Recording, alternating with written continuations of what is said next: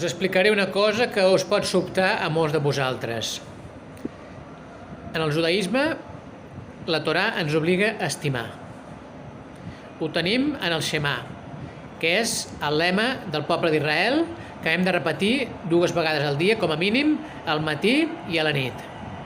El Shema diu inicialment: escolta Israel, l'Etern és el nostre Déu, l'Etern és un.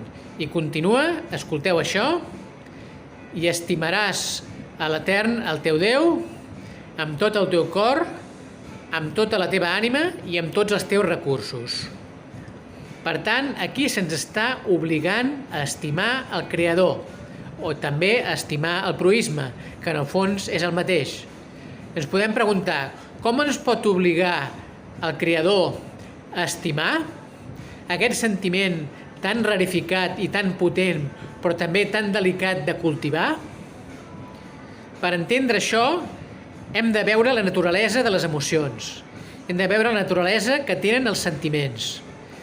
I una emoció i un sentiment, que és una cosa que hem atribuït al cor, en el fons ho hem d'atribuir a la ment.